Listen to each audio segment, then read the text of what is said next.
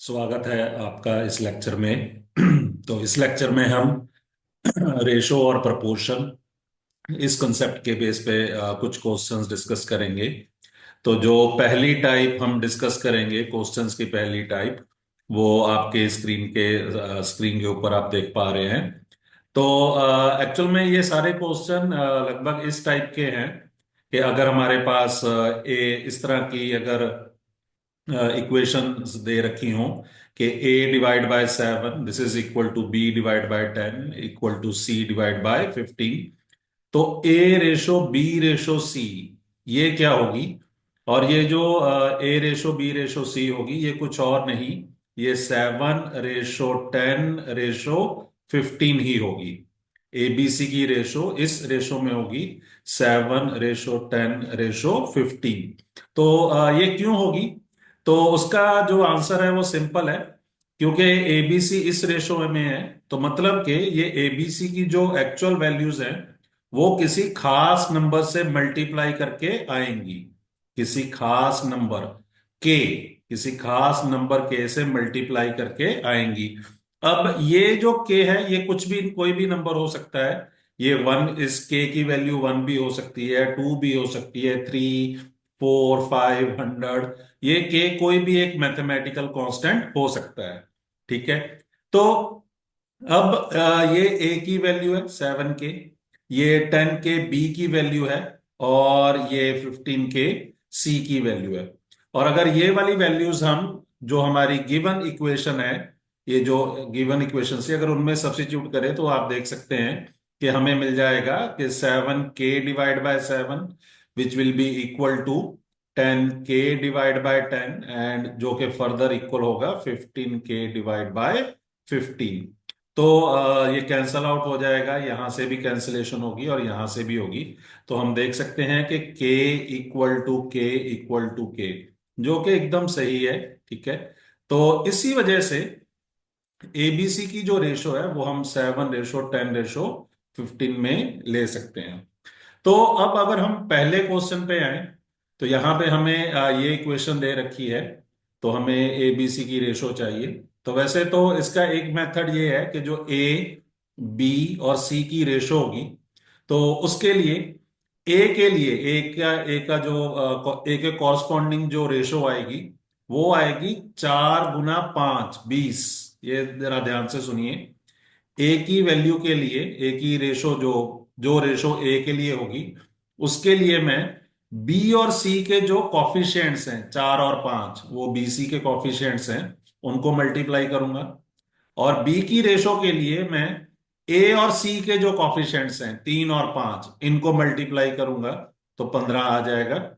और सी की रेशो के लिए मैं ए और बी के कॉफिशिएंट्स, मैं कॉफिशिएंट्स की बात कर रहा हूं, कॉफिशिएंट्स जो होते हैं, तो यहां पे ए और बी के कॉफिशिएंट्स हैं 3 और 4। तो 3 और 4 को मल्टीप्लाई किया तो 12 आ जाएगा। इसका मतलब ए रेशो बी रेशो सी, ये इस रेशो में होंगे 20:15:12। और ये हमारा आंसर होगा। और इसी क्वेश्चन को करने का एक और ढंग है कि हमने 3a = 4b = 5c, ये जो गिवन इक्वेशन है, इसको हम डिवाइड कर देंगे ये जो 3, 4 और 5 इनके एलसीएम से।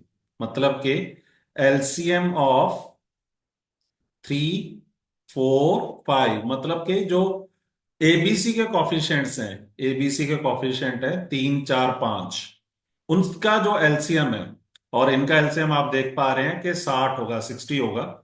तो उससे डिवाइड कर दें, तो डिवाइड बाय 60 और डिवाइड बाय 60।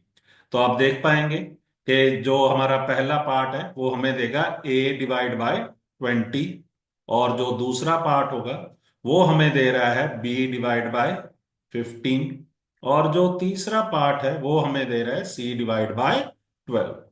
तो अब ये इसी फॉर्म में आ गए हैं, तो हम सीधा कह सकते हैं कि एबीसी की जो रेशो होगी वो होगी 20:15:12। ठीक। इसी तरह जो नेक्स्ट क्वेश्चन होगा उसमें भी इसी तरह ही हम सॉल्व कर सकते हैं। तो इसी तरह जो हमारा सेकंड क्वेश्चन है, तो उसमें हमारे पास 5A equal to 8B equal to 12C दे रखा है।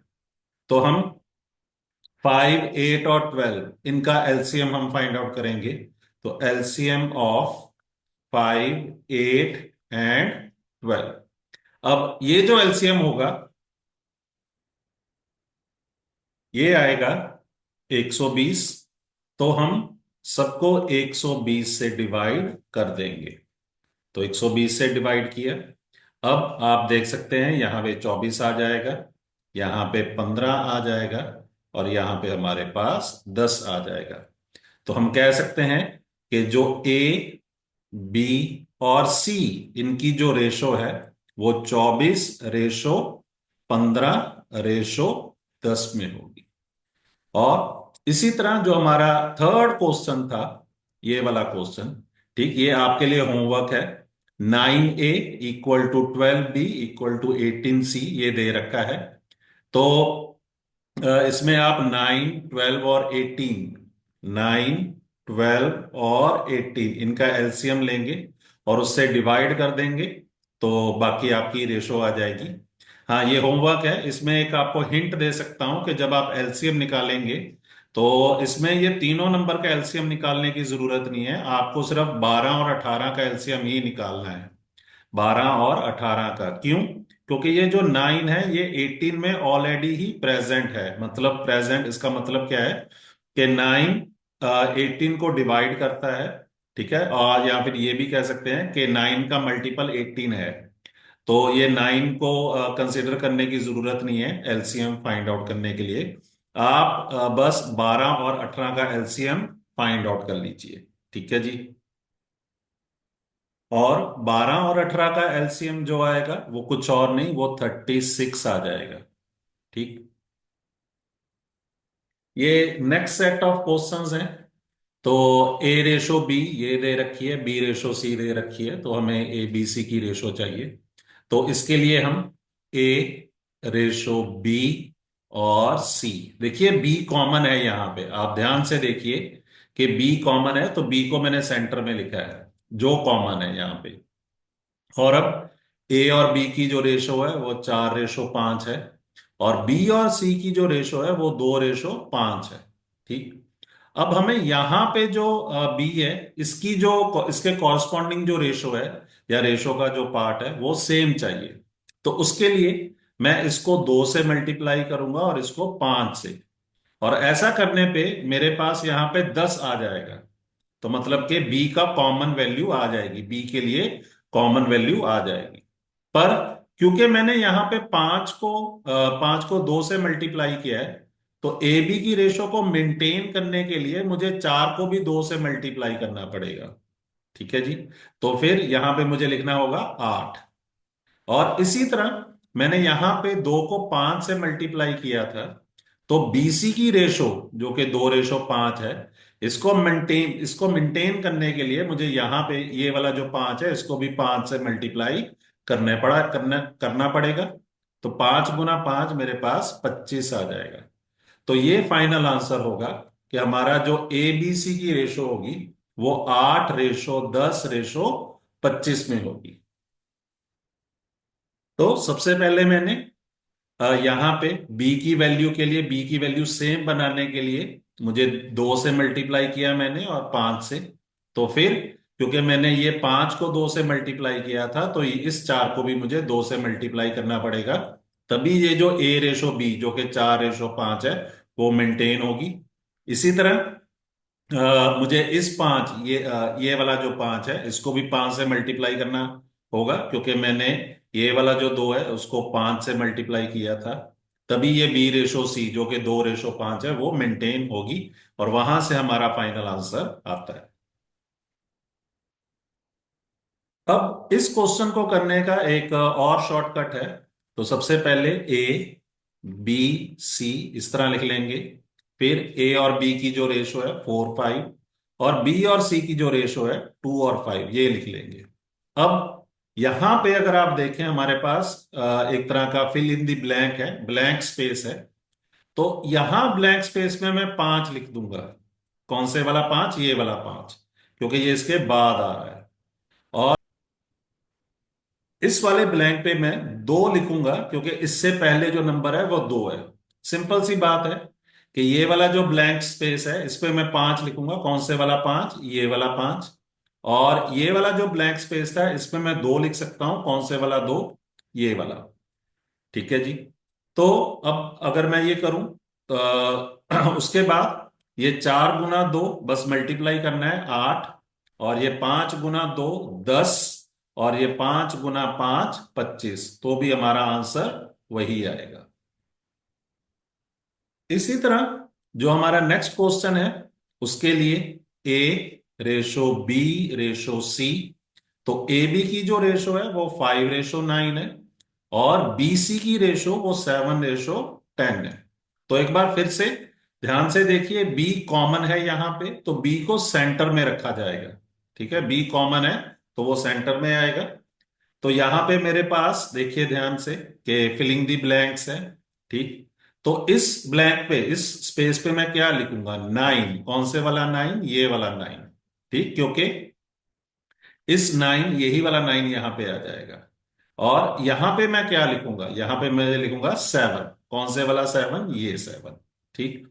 तो अब बस मल्टीप्लाई करना है। तो 5 गुना 7 35। और ये 9 × 7 63। और ये 9 × 10 90 आ जाएगा। और यही हमारा फाइनल आंसर होगा, मतलब कि ए रेशो बी रेशो सी होगी। और इसी क्वेश्चन करने इसको करने का एक और वे जो कि मैंने पहले भी डिस्कस किया कि ए बी सी लिखेंगे। और ए और बी की रेशो 5:9 है। बी और सी की रेशो 7 और 10 है। और मुझे बी की वैल्यू मुझे सेम बनानी है। तो उसके लिए मुझे यहाँ पे 7 से मल्टीप्लाई करना है। और यहाँ पे मुझे 9 से मल्टीप्लाई करना है। तो फिर वही कि क्योंकि मैंने 9 को 5 से 9, इस 9 को 7 से मल्टीप्लाई किया तो ये 5 को भी 7 से मल्टीप्लाई करना होगा। और मैंने ये 7 को 9 से मल्टीप्लाई किया तो ये 10 को भी 9 से मल्टीप्लाई करना होगा। ये मल्टीप्लाई करूंगा, ये नंबर मल्टीप्लाई करूंगा, तभी ये जो ए और बी और सी की जो रेशोज हैं वो तभी मेंटेन होंगी। और उसके बाद हमारा जो आंसर होगा 7 × 5 35। और ये 9 × 7 तो 63 है। और ये 10 × 9 ये 90। तब भी हमारा आंसर यही आएगा। अब ये जो नेक्स्ट क्वेश्चन है एक्चुअल में ये पहले वाले क्वेश्चन के सेम ही है। बस अब यहाँ पे हमें ए और सी की रेशो चाहिए। तो ए और सी की रेशो वो हम पिछले वाले आंसर से भी देख सकते हैं कि ए और सी की जो रेशो है, ए और सी की वो 35:90 में है। और अगर ये 35:90, इसमें कॉमन हम कैंसिल कर सकते हैं। तो आप ध्यान से देखिए। तो हम 5 7 35 और 5 18। ठीक है जी। तो मतलब कि ए रेशो सी हमारे पास 7:18 आ जाएगी। तो एक तो आंसर हम इस तरह से भी निकाल सकते हैं। अब एक और वे भी है इस तरह के क्वेश्चंस के लिए। तो ध्यान से देखिए, हमें ए जो पहले वाली रेशो का पहला पार्ट है और सी दूसरे वाली रेशो का जो आखिरी वाला है वो पूछा गया है। तो उसके लिए हम सिंपल अगर ए बाय बी और इंटू बी बाय सी कर दें। ए बाय बी, क्योंकि ये रेशो ही है। ये ए रेशो बी है और ये बी रेशो सी है। तो उसको फ्रैक्शन फॉर्म में भी लिख सकता हूं। अगर मैं मल्टीप्लाई कर दूं तो मेरे पास ए रेशो सी आ जाएगा क्योंकि ये बी कैंसल आउट हो जाएगा। अब जो ए रेशो बी है वो हमारे पास कितना दे रखा है? वो 5/9 दे रखा है। और जो बी रेशो सी है वो हमारे पास 7:10 दे रखा है। तो बस इसको कैंसल आउट कर देंगे इसमें, तो आप देख सकते हैं कि ये कैंसल आउट हो जाएगा। और तब भी हमारे पास आंसर 7:9 × 2 18। मतलब कि ए रेशो सी हमारे पास 7:18, तब भी वही आंसर आ जाएगा। ठीक। अब ये वाले जो क्वेश्चन है ये पिछले वाले क्वेश्चंस की एक तरह की एक्सटेंशन ही है। एक्सटेंशन इस सेंस में कि पहले हमारे पास ए बी और सी तक ही होता था, अब हमारे पास डी तक रेशो दे रखी है। तो हमें यहाँ पे ए रेशो बी रेशो सी और रेशो डी पूछी गई है। तो देखिए फिर से ए बी सी और डी इस तरह लिखेंगे। अब ए रेशो बी ये हमें 5:6 दे रखा है। अब बी रेशो सी ये हमें 4:7 दे रखा है। और सी रेशो डी अब हमें 3:1 दे रखा है। तो वैसे तो इस क्वेश्चन को करने के लिए हम वो वाला मेथड भी लगा सकते हैं कि बी की वैल्यूज को सेम कर दें और सी की वैल्यूज को भी सेम कर दें, पर वो मेथड थोड़ा लंबा हो जाएगा। तो हम दूसरे वाले मेथड से इसको सॉल्व करेंगे। तो मतलब यहाँ पे और यहाँ पे जो फिल इन दी ब्लैंक्स हैं हमने वो फिल करने हैं, जितने फिल इन दी ब्लैंक्स हैं। तो ध्यान से देखिए, ये फिल इन दी ब्लैंक्स जो मैंने मार्क किए हैं ये फिल होंगे। अब ये वाले जो फिल ब्लैंक्स हैं इस पे कौन सा नंबर आएगा? 6। क्यों? क्योंकि इनके पहले 6 है। और ये वाला जो ब्लैंक स्पेस है इस पे कौन सा नंबर आएगा? 4, क्योंकि इसके बाद 4 है। और इसी तरह ये वाला जो ब्लैंक है इस पे क्या आएगा? 7, क्योंकि इससे पहले 7 है। और ये वाला जो ब्लैंक है यहां पे क्या आएगा? 3, क्योंकि इनके बाद 3 है। ठीक। तो बस हमने यही करना है, अब मल्टीप्लाई कर देंगे। तो देखिए 5 × 4 × 3, ठीक, तो ये 60 आ जाएगा। और इसी तरह 6 × 4 × 3, तो ये 72 आ जाएगा। और इसी तरह 6 × 7 × 3, ये हम नहीं इसको मल्टीप्लाई करते क्योंकि मल्टीप्लिकेशन लंबी है, जरूरत नहीं है हमें मल्टीप्लाई करने की। और इसी तरह यहाँ पे भी ये 6 × 7 ये 42 हम लिख सकते हैं। अब देखिए इन रेशो में 6 का फैक्टर कॉमन है, तो 6 का फैक्टर हम कैंसल आउट कर सकते हैं। तो ये देखिए ये 10 आ जाएगा, ठीक, यहाँ पे 12 आ जाएगा। और यहाँ पे 21 और यहाँ पे 7।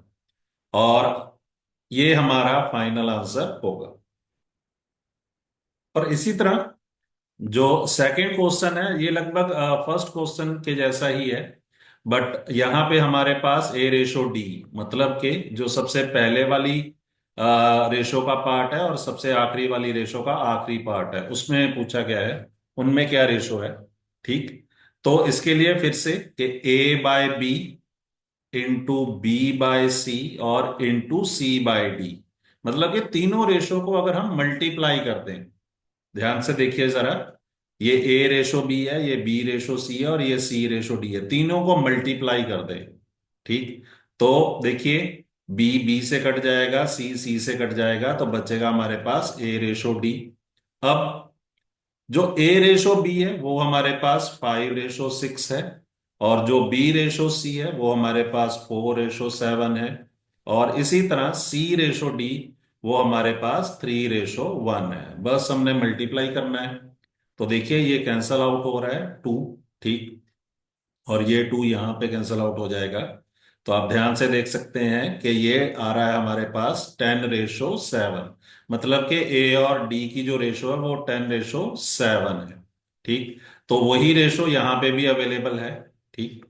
पर इस तरह के क्वेश्चन में कौन से किस टाइप का क्वेश्चन जिसमें हमारे पास जो पहली रेशो का पहला पार्ट है और आखिरी रेशो का आखिरी पार्ट अगर ये पूछा गया हो, तो उस केस में इस तरह करने की कोई जरूरत नहीं है। बस आप सारी रेशो को मल्टीप्लाई कर दीजिए, आपका ए और डी मतलब कि जो भी रिक्वायर्ड आपसे पूछा गया हो उसका आंसर आ जाएगा। जैसे कि मान लीजिए अगर हमें दे रखा हो कि ए रेशो बी ये 3:7 है और बी रेशो सी ये 5:9 है, सी रेशो डी मान लीजिए ये 7:11 है, और इसी तरह डी रेशो ई ये भी हमें कुछ दे रखा है, मान लीजिए 3:1 इस तरह दे रखा है। और हमें ए रेशो ई ये पूछा गया हो, ए रेशो ई, ठीक है जी। तो ए रेशो ई के लिए कुछ नहीं करना, ये सारी जो रेशोज हैं इनको मल्टीप्लाई कर देना है। पर किस तरह मल्टीप्लाई होना है कि ये जो 3/7 है ये ए रेशो बी, मतलब कि ये ए बाय बी है। इसी तरह 5:9 ये 5/9, ये 7:11, ये 7/11 हो जाएगा, और इसी तरह 3:1, तो ये 3:1। बेसिकली ये कुछ और नहीं है, ये A/B, A/B, और B/C, B/C, C/D, C/D, और D/E, जो कि D/E है। बस वो मल्टीप्लाई कर रहे हैं, तो B कैंसल आउट हो जाएगा, C हो जाएगा, D भी कैंसल आउट हो जाएगा, तो बचेगा A/E, जो हमें पूछा गया है। इसी तरह ये जो थर्ड क्वेश्चन है, इसमें हमें ये वाली रेशो फाइंड आउट करनी है। तो हम एक्चुअल में लिखेंगे A/5/14, इस तरह लिखेंगे। आप ध्यान से देखिए, ये जो 14 A/5 है, इसको मैं इस तरह लिख सकता हूं। और इसी तरह जो नेक्स्ट टर्म आएगी वो आएगी B/13/8, और जो नेक्स्ट टर्म आएगी C, ये आएगी 11/12। तो मतलब कि जो हमारा ए, बी और सी की जो रेशो होंगी वो होंगी 5/14, 5/14, रेशो 13/8, रेशो 11/12। तो ए बी सी इस रेशो में होंगे। पर क्योंकि रेशो को इस तरह लिखना कन्वेंशनल नहीं है, तो इसको प्रॉपर वे, जो कन्वेंशनल वे है उसमें लिखने के लिए हम यहां पे 168 से मल्टीप्लाई करेंगे। अब ये 168 नंबर कुछ और नहीं है, ये 14, 8 और 12 इनका एलसीएम ही है। ये जो 168 है, ये एलसीएम है 14, 8 और 12 का। ठीक। और जब हम 168 से मल्टीप्लाई कर देंगे, तो आप देख पाएंगे कि हमारा आंसर आ जाएगा 60, क्योंकि ये 14 इसको कैंसिल कर देगा। आप जब आप इसको करेंगे, 5/14 को 168 से मल्टीप्लाई करेंगे, तो 14 जब ये 168 को कैंसिल करेगा, तो देखिए 12 आ जाएगा। तो 12 × 5, 12 × 5, 60 आ जाएगा। इसी तरह जब ये 8 को आप 160, मतलब कि 168 को 8 से डिवाइड करेंगे, तो 21, 21 × 13, वो 273 आ जाएगा। इसी तरह जब ये 12 168 को डिवाइड करेगा और फिर 11 से मल्टीप्लाई करेंगे, तो हमारा आंसर आएगा 88। यहाँ पे 154 आएगा, पहले मैंने 88 लिख दिया था, वो गलत है, प्लीज इसको करेक्ट कर लें। क्योंकि जब ये 168 को 12 से डिवाइड करेंगे तो वो 14 आएगा, और इस 14 को जब हम 11 से मल्टीप्लाई करेंगे तो वो 154 आ जाएगा। अब ये नेक्स्ट टाइप ऑफ क्वेश्चंस हैं। तो इसमें हमें A/B+C इसकी रेशो दे रखी है 7:13, और B/C+A इसकी रेशो दे रखी है हमें 8/17, और हमसे पूछा गया है कि C/A+B कितना होगा। तो देखिए, अगर हम पहली रेशो की बात करें, तो इसमें जो A+B+C इसकी टोटल जो वैल्यू होगी वो होगी 13 + 7 20। ठीक है जी। और क्यों होगी ऐसा? क्योंकि आप देख पा रहे हैं कि B+C ये 13 के कॉरस्पॉन्डिंग है। ठीक। और A जो है वो 7 के कॉरस्पॉन्डिंग है। तो A की वैल्यू 7 के कॉरस्पॉन्डिंग, और ये B+C इसकी वैल्यू 13, तो 7 + 13 20। इसी तरह यहां से हम क्या लिख सकते हैं कि B+C+A इसकी जो वैल्यू होगी वो 25 होगी, क्योंकि B की वैल्यू हम 8 यूनिट ले सकते हैं, और C+A की वैल्यू हम 17 यूनिट। अगर आप ज्यादा अच्छे से लिखना चाहते हैं तो आप यहाँ पे U लिख सकते हैं, यूनिट। ठीक है जी, तो यहाँ पे भी यूनिट लिख सकते हैं। ठीक है जी। तो अब ध्यान से देखिए, A+B+C ये तो सेम है, पर इनकी वैल्यूज अलग अलग है। तो ये वाली रेशो निकालने के लिए हमें A+B+C इसकी एक सिंगल वैल्यू चाहिए। तो उसके लिए अगर मैं इस वैल्यू को 5 से और इस वैल्यू को 4 से मल्टीप्लाई कर दूं, तो ध्यान से देखिए, यहां पे भी 100 यूनिट आ जाएगा और यहां पे भी 100 यूनिट ही आ जाएगा। ठीक है जी, ये स्टेप यहां पे इंपॉर्टेंट है। और ये मैंने क्यों किया? क्योंकि मुझे ए प्लस बी प्लस सी, ध्यान से देखिए, इसकी एक सिंगल वैल्यू चाहिए थी। यहां पे हमारे पास दो वैल्यू थी, और इसको अगर मैंने 5 से मल्टीप्लाई कर दिया और इसको 4 से, तो वो सिंगल वैल्यू हमारे पास आ चुकी है, जो कि है 100 यूनिट। और क्योंकि अब मैंने यहां पे 5 से मल्टीप्लाई किया है, तो मुझे यहां पे भी 5 से मल्टीप्लाई करना पड़ेगा। तो 7 यूनिट इंटू 5 यूनिट कितना आ जाएगा? 35 यूनिट। और ये 13 यूनिट इंटू 5 यूनिट, ये आ जाएगा 65 यूनिट। मतलब कि ये वाली जो रेशो 7:13, ये मैं किस तरह लिखूंगा? ये लिखूंगा 35/65। इसी तरह ये वाली जो रेशो है वो मैं लिखूंगा 32/68।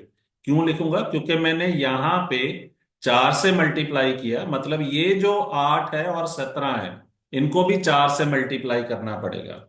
तो मतलब कि 8 unit Guna 4, that will be 32 unit. और इसी तरह 17 unit Guna 4, that will be 68 unit. ठीक है जी। और अब अगर आप ध्यान से देखें कि ए की वैल्यू, अब जो ए की वैल्यू आ रही है वो कितनी आ रही है? वो है 35 यूनिट। ये मैं वैल्यू कहां से लिख रहा हूं? आप ध्यान से देखिए, मैं यहां से लिख रहा हूं। ए की वैल्यू ये 7 यूनिट, जो 35 यूनिट बन रही थी। और जो बी की वैल्यू है वो कितनी बन रही है? बी की वैल्यू बन रही है मेरे पास 32 यूनिट। बी की वैल्यू वो कहां से लिख रहा हूं? वो देखिए, मैंने यहां से 8 यूनिट इंटू 4, ये जो 32 यूनिट है। ठीक। तो ये स्टेप थोड़ा सा इंपॉर्टेंट है यहाँ पे। तो जो मेरा ए है उसकी वैल्यू कितनी है? 35 यूनिट, जो कि मैंने यहां पे लिखी है। इसी तरह जो बी है इसकी वैल्यू कितनी है? 32 यूनिट, जो कि मैंने यहां पे लिखी है। ये हमारी नई वाली वैल्यूज हैं। ठीक है, क्योंकि ये 7 को 5 से मल्टीप्लाई किया था और 8 को 4 से।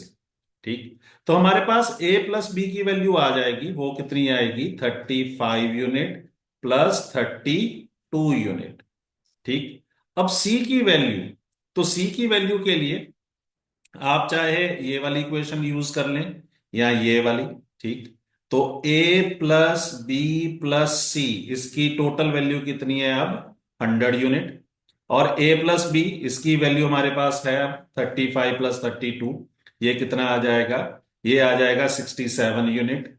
तो मतलब कि सी की जो वैल्यू आएगी वो आएगी हमारे पास 100 यूनिट माइनस 67 यूनिट। और वो होगी कुछ और नहीं, 33 यूनिट। तो मतलब कि मैं यहां पे लिख सकता हूं 33 यूनिट। तो हमारा जो फाइनल आंसर आ जाएगा वो आएगा 33 यूनिट डिवाइड बाय 67 यूनिट। तो कुछ और नहीं, ये होगा 33/67। तो इस क्वेश्चन को जरा ध्यान से करिए, चाहे आप इसको रिवर्स में जाके एक बार फिर से देखिए। तो सबसे पहले ये वाली जो रेशो थी उसमें मैंने ए प्लस बी प्लस सी की वैल्यू लिखी 20 यूनिट। इसी तरह यहां से भी मैंने ए प्लस बी प्लस सी की वैल्यू लिखी 25 यूनिट। और मुझे यहाँ पे एक कॉमन वैल्यू चाहिए, तो इसके लिए मैंने 5 से मल्टीप्लाई किया और 4 से, तो 100 यूनिट, ये एक कॉमन वैल्यू आ गई। तो और फर्दर, क्योंकि मैंने यहां पे 5 से मल्टीप्लाई किया, तो ये वाली जो वैल्यूज हैं 7 यूनिट और 13 यूनिट, बेसिकली ये वाली जो वैल्यूज हैं उनको भी 5 से मल्टीप्लाई किया, तो मेरे पास ये आ गया। और यहां पे मैंने 4 से मल्टीप्लाई किया था, तो मुझे यहां पे भी, ठीक, 8 यूनिट और 7 यूनिट, मतलब कि मैं इनकी बात कर रहा हूं, उनको भी 4 से मल्टीप्लाई किया। ठीक। और उसके बाद हमारे पास ए और बी की वैल्यूज हैं 35 यूनिट और 32 यूनिट, वो आप देख भी पा रहे हैं। तो ए की वैल्यू 35 यूनिट, ठीक है जी, और बी की वैल्यू 32 यूनिट। और अब सी की वैल्यू के लिए हम ए प्लस बी प्लस सी, ये 100 यूनिट है, ए प्लस बी हमारे पास 67 यूनिट था। तो सी हमारे पास कितना आ जाएगा? 100 यूनिट माइनस 67 यूनिट, जो कि 33 यूनिट है। तो अब सभी वैल्यूज हैं हमारे पास, बस यहाँ पे सब्स्टिट्यूट किया, तो ये हमारा फाइनल आंसर आ जाएगा। तो ये एक बहुत अच्छा क्वेश्चन है, कृपया इसको जरा ध्यान से करें।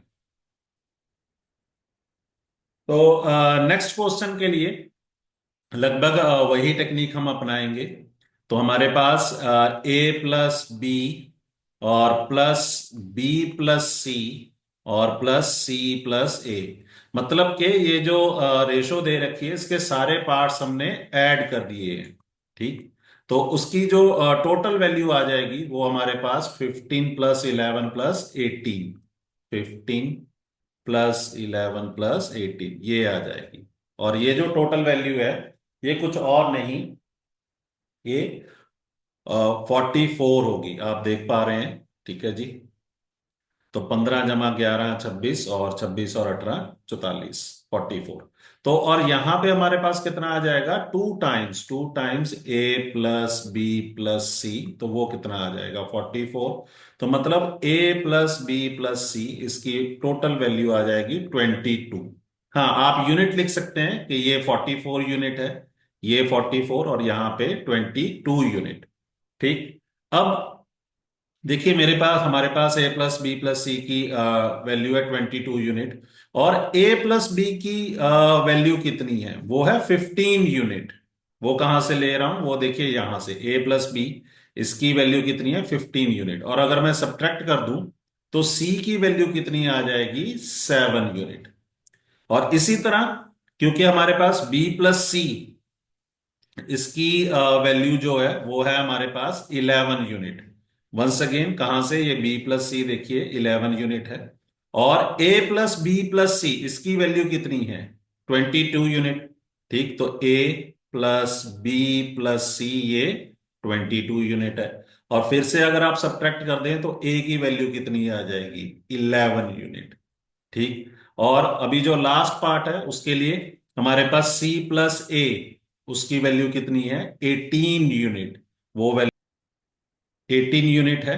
ठीक। तो सी प्लस ए 18 यूनिट है, but A plus B plus C total 22 unit है। तो अगर आप सब्ट्रैक्ट कर दें इस इक्वेशन को इससे, तो आपके पास बी की वैल्यू आ जाएगी, वो कुछ और नहीं होगी, वो होगी 4 यूनिट। तो मतलब कि जो ए रेशो बी रेशो सी होगी वो होगी 11 unit ratio 4 unit ratio 7 unit. तो मतलब कि 11 रेशो 4 रेशो 7, ये हमारा आंसर होगा। तो बहुत ही अच्छे दो क्वेश्चंस हैं, कृपया इनको ध्यान से करें। चलिए नेक्स्ट टाइप देखते हैं। तो यहाँ पे एक्स रेशो वाई हमें दे रखा है और हमने इस फ्रैक्शन की वैल्यू निकालनी है। तो क्योंकि एक्स रेशो वाई हमारे पास 2 रेशो 3 है, तो हम ये मान सकते हैं कि x की वैल्यू 2k होगी और y की वैल्यू 3k होगी। तो 3x + 2y divide by 2x + 5y, इसकी वैल्यू कितनी होगी। तो 3x की वैल्यू कितनी है 2k, तो यहां पे हम 2k लिख सकते हैं, और इसी तरह 2y, तो y की वैल्यू 3k। और यहां पे भी एक बार फिर से 2 × 2k +5 × 3k। ठीक। और इसमें अगर हम सॉल्व कर लें आगे, तो 3 × 2 6k आ जाएगा, और प्लस ये भी 2 × 3 6k होगा, और डिनोमिनेटर में ध्यान से देखें 4k होगा, और यहाँ पे 15k होगा। तो अब आप देख सकते हैं कि ये 12k 12k और नीचे 19k, मतलब कि 12/19, तो ये आंसर आ जाएगा। तो इसका जो शॉर्ट ट्रिक है तो वो सिंपल है कि अगर एक्स रेशो वाई दे रखी है और इसकी वैल्यू पूछी गई है इस तरह की किसी फ्रैक्शन की, तो x की जगह आप सीधा उसकी जो वैल्यू है 2 वो पुट कर दीजिए, जो रेशो में उसकी उसके कॉरस्पॉन्डिंग वैल्यू है वो पुट कर दीजिए, और y के लिए रेशो में जो उसके कॉरस्पॉन्डिंग वैल्यू है वो पुट कर दीजिए, तो आंसर आ जाएगा। जैसे कि ये वाला जो नेक्स्ट क्वेश्चन है इसमें हमें इस फ्रैक्शन की वैल्यू फाइंड आउट करनी है। तो 3x², तो x स्क्वायर है तो x का जो वैल्यू है वो 3 है, तो 3 स्क्वायर आ जाएगी, और -2y², y की वैल्यू है 4, तो 4 स्क्वायर आ जाएगी। सिमिलरली यहां पे भी 2 और यहाँ पे x की वैल्यू 3 स्क्वायर और 5, और यहाँ पे y की वैल्यू 4 स्क्वायर। तो फर्दर तो कुछ कैलकुलेशंस ही होंगी, तो यहाँ पे जैसे कि ये 27 दे देगा, और ये 4 स्क्वायर 16, 16 × 2 32 आ जाएगा। और इसी तरह यहाँ पे 9 और इंटू 2 18 होगा, और प्लस यहाँ पे 80 होगा। तो फर्दर हम आगे सॉल्व कर सकते हैं इसको। तो वैसे तो अब ये आंसर आ जाएगा -5, और नीचे आ जाएगा 98। तो ये हमारा आंसर होगा। बस इस तरह के क्वेश्चन में एक नोटिस करने वाली बात ये है कि अगर हमें जो फ्रैक्शन है वो इस फॉर्म में है, जैसे कि 3x³ -2y² divide by 2x³ +5y², अगर इस फॉर्म में है, तो इस तरह की जो फ्रैक्शन है उसकी वैल्यू डिटरमाइन नहीं की जा सकती इस तरह की रेशो से। Means this can not be determined, can not be determined, नहीं हो सकती। ठीक। अब ऐसा क्यों होगा? तो रीजन ये है कि ये जो टर्म्स हैं इनकी डिग्री सेम नहीं है। एक्चुअल में जो फर्स्ट टर्म है इसकी डिग्री 3 है, और जो नेक्स्ट टर्म है उसकी डिग्री 2 है। इसी तरह नीचे डिनोमिनेटर में भी फर्स्ट टर्म की डिग्री 3 है और सेकंड टर्म की डिग्री 2 है। तो इस वजह से अगर हम ये वैल्यू फाइंड आउट करना चाहें तो वो नहीं फाइंड आउट हो सकती। ठीक। और उसका भी आगे रीजन क्या है? वो रीजन ये है कि जब हमारे पास डिग्री सेम होती है, आप ध्यान से देखें, यहां पे डिग्री 2 थी, और पिछले वाले क्वेश्चन में डिग्री हमारे पास 1 थी। सारी टर्म्स की डिग्री 1 थी। जब सारी टर्म्स की डिग्री सेम होती है, तो जो के होता है वो टोटली कैंसल आउट हो जाता है।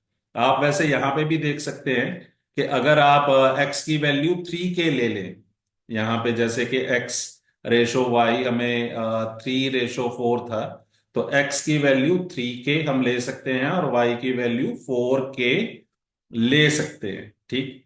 तो अगर आप x और y की वैल्यू ये सब्स्टिट्यूट करते हैं, तो देखिए 3x² कितना आ जाएगा? देखिए 9k² आ जाएगा।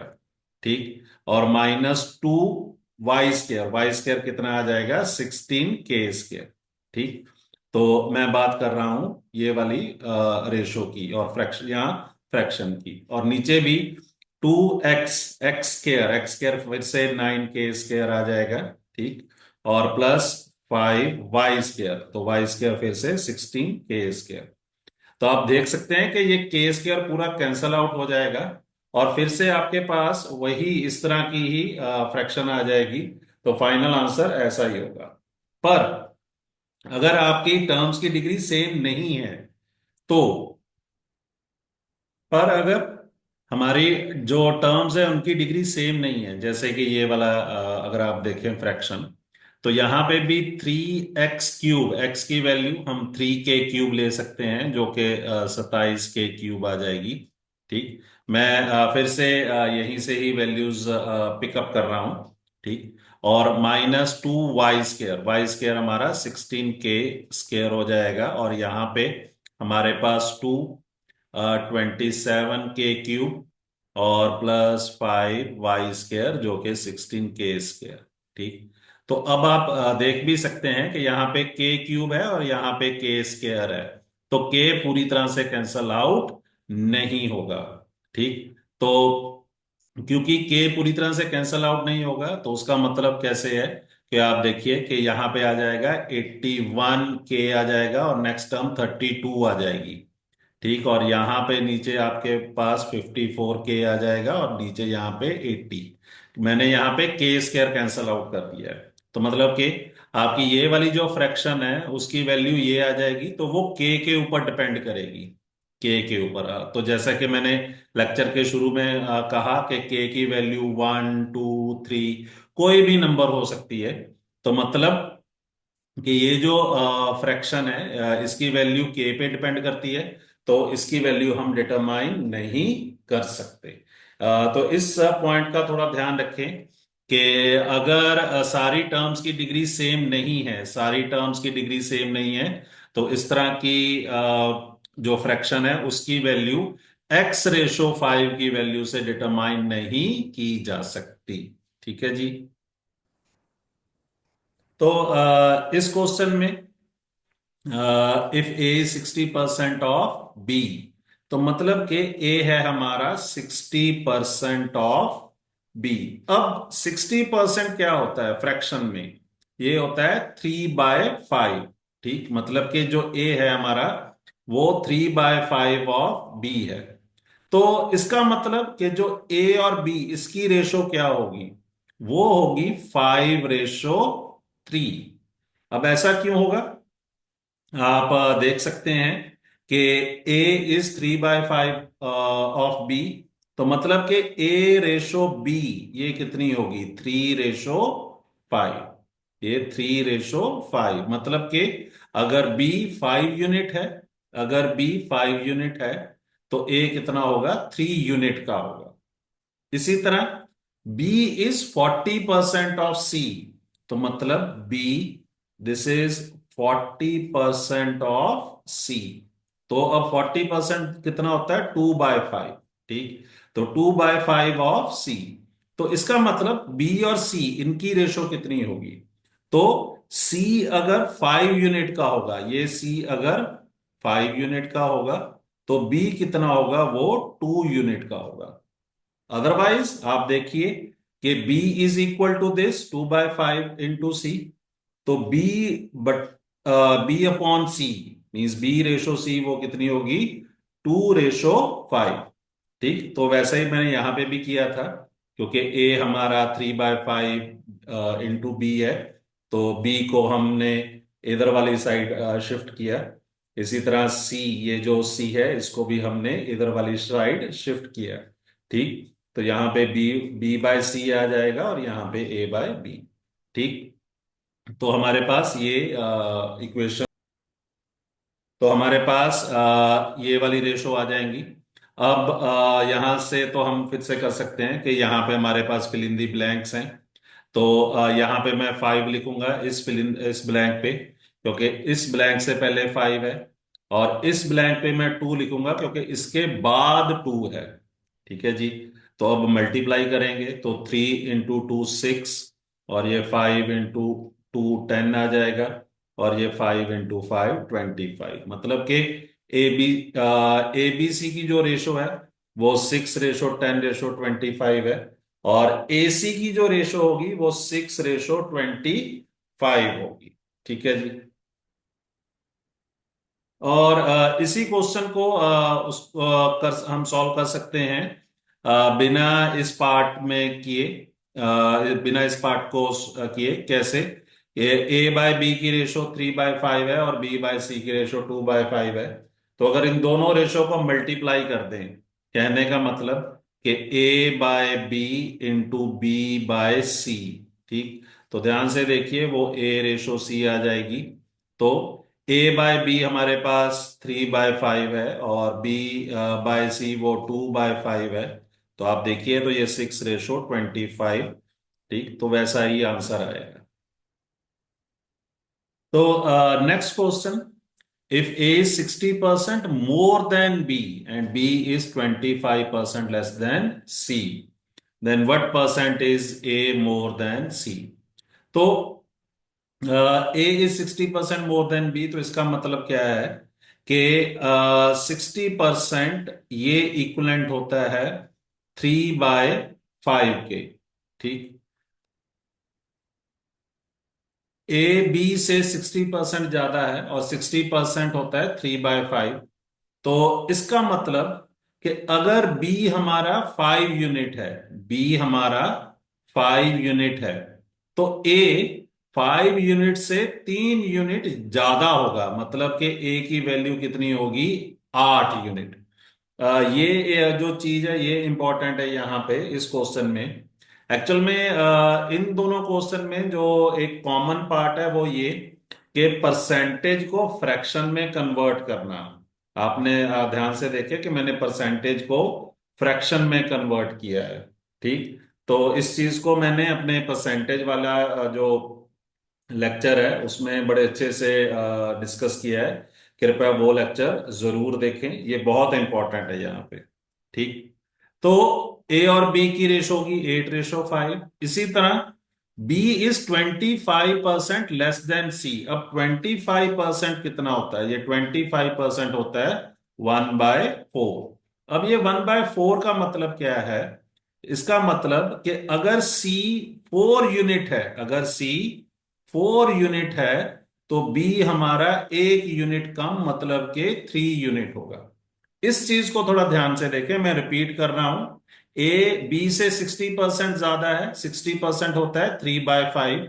तो 3/5 का मतलब कि बी अगर 5 यूनिट है, बी अगर 5 यूनिट है तो ए उससे 3 यूनिट ज्यादा होगा, 8 यूनिट होगा। और बी सी से 25% लेस है। 25% 1/4 होता है, तो इसका मतलब कि ये जो सी है, ये सी अगर 4 यूनिट है, तो बी उससे 1 यूनिट कम होगा, मतलब कि वो 3 यूनिट होगा। ठीक है जी। तो आप देख सकते हैं कि ये जो डिनोमिनेटर में वैल्यू है, ये वाली, ये उसके साथ अटैच होती है जो देन, ये जो वर्ड है देन, इसके बाद आता है। तो यहाँ पे देखिए, ये जो 5 है ये मैंने बी के साथ अटैच किया था। ठीक। और यहाँ पे ये जो 4 है ये मैंने सी के साथ अटैच किया था, मतलब कि बी की वैल्यू मानी थी 5 यूनिट और सी की वैल्यू मैंने मानी थी 4 यूनिट। ठीक है जी। तो बाकी तो अब इजी है, यहाँ पे हमने फिल इन दी ब्लैंक्स करने हैं। तो यहाँ पे आएगा 5। ठीक, क्योंकि इससे पहले 5 यूनिट है, और यहाँ पे आएगा 3 क्योंकि इसके बाद 3 यूनिट है। और अब मल्टीप्लाई होगा तो यहाँ पे 24, 8 × 3 24, और यहाँ पे 5 × 3 15 होगा, और यहाँ पे 5 × 4 20।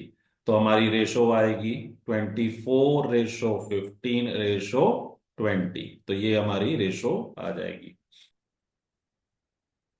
तो ये एक और क्वेश्चन है, ये लगभग उसी टाइप का है जो पिछले दो क्वेश्चंस हमने सॉल्व किए हैं। पर जिस मेथड से हमने पिछले दो क्वेश्चन सॉल्व किए हैं, उन मेथड से ये क्वेश्चन सॉल्व करना काफी टिपिकल हो जाएगा।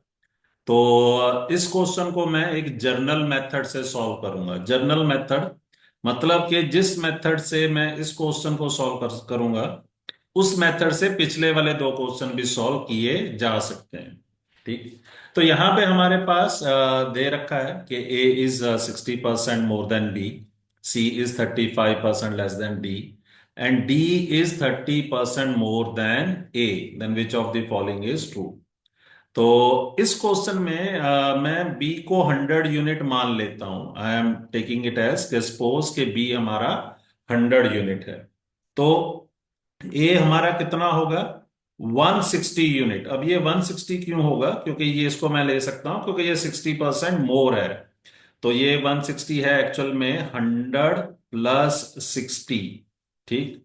और ये 100 + 60, 60% मोर डिवाइड बाय 100। और यहां पे बी की वैल्यू। ठीक। तो क्योंकि हमें ए दे रखा है, इट इज 60% मोर, 60% मोर। तो मोर के लिए प्लस है और 60%। ठीक है जी। और बी की वैल्यू कितनी है हमने अज्यूम की? 100। तो ये अगर आप कैंसल आउट करें तो ये 160 आ जाएगा। इसी तरह बी की वैल्यू होगी 130% ऑफ ए, 130% ऑफ ए। क्यों होगी? क्योंकि डी इज 30% मोर देन ए। ठीक है जी। तो 130% ऑफ ए मींस 130/100, और ए की वैल्यू हमारे पास कितनी है? 160। ठीक। तो ये कैंसल आउट हो जाएगा, ये भी कैंसल आउट हो जाएगा, और 13 × 16 आप देख सकते हैं कि 208 आ जाएगा। अब सी इज 35% लेस देन डी, तो जो सी है ये कुछ और नहीं होगा, ये 65% ऑफ डी होगा। ठीक। तो ये वाले जो फैक्ट मैं यूज कर रहा हूं यहां पे, ये परसेंटेज के कनेक्शन में है, परसेंटेज से रिलेटेड है, तो ये बेसिक्स हमारे स्ट्रांग होने बहुत जरूरी हैं। तो ये वाले जो कंसेप्ट है मैंने परसेंटेज के जो टॉपिक है उस पे भी कंसीडर किया, डिस्कस किया है। ठीक। और प्रॉफिट लॉस के जो लेक्चर है उनमें भी डिस्कस किया है डिटेल के साथ। ठीक। तो जो हमारा ए था वो 60% मोर देन बी, तो ए था हमारा 160। ए, दिस इज 160% ऑफ बी। इसी वजह से हम हमारी जो ए की वैल्यू आई थी वो 160 आई थी। तो इस पार्ट को जरा ध्यान से करें, चाहे ये यहाँ पे वीडियो रिवर्स करके एक बार फिर से इसको देखें। तो अब 65% ऑफ डी, मतलब कि 65/100, और डी की वैल्यू हमारे पास कितनी है, 208। तो यहां पे हमारे पास कैंसिलेशन हो सकती है, 250 और ये आ जाएगा 104। अभी भी कैंसिलेशन हो सकती है, तो यहाँ पे 13 आ जाएगा और यहाँ पे 10 आ जाएगा। आप 13 × 104 करके देखें, वो आपके पास आएगा 135, मतलब कि 1352 डिवाइड बाय 10, तो ये आ जाएगा 135.2। तो अब हमारे पास ए रेशो बी रेशो सी रेशो डी आ चुकी है। तो ए की वैल्यू हमारी कितनी थी, 160। बी की हमने 100 अज्यूम की थी। सी की वैल्यू हमारे पास आई है 135.2। और जो डी की वैल्यू आई है वो आई है 208। हमें चाहिए बी और सी के बीच का रिलेशन चाहिए। ध्यान से देखिए, जितनी भी ऑप्शंस दे रखी हैं वो बी और सी के बीच में रिलेशन है। तो यहां पे अगर आप देखें कि बी रेशो सी वो कितना है, 100, 100/135.2। तो इसको अगर आप ध्यान से देखें तो इसको हम लिख सकते हैं 1000 डिवाइड बाय दिस। ठीक। अब आप देखिए कि इसमें ना हम 8 से कैंसिल कर सकते हैं, तो ऊपर आ जाएगा 125, क्योंकि 8 × 125,000 होता है। और नीचे भी 8 से हम कैंसिल कर सकते हैं, 169 आ जाएगा, क्योंकि 169 × 8 ये 1352 होता है। तो मतलब कि बी और सी की जो रेशो है वो 125/169 है। और इसको हम इस तरह भी लिख सकते हैं कि 169 times B, this is equal to 125 times C. ठीक है जी। कुछ नहीं, ये बी जो है वो ये 169 और बी मल्टीप्लाई हो जाएंगे, और ये सी और 125 ये मल्टीप्लाई, क्रॉस मल्टीप्लिकेशन वो हो जाएगी। तो इसका मतलब हमारी ऑप्शन ए करेक्ट होगी। तो ये जो मैंने मेथड डिस्कस किया है ये जर्नल मेथड है। ठीक है जी। तो इस लेक्चर के लिए इतने ही क्वेश्चंस हैं, कृपया इनको ध्यान से करें। तो इसके नेक्स्ट लेक्चर में, रेशो प्रोपोर्शन में, हम कुछ और इंटरेस्टिंग और कुछ टिपिकल क्वेश्चंस डिस्कस करेंगे। धन्यवाद आपका।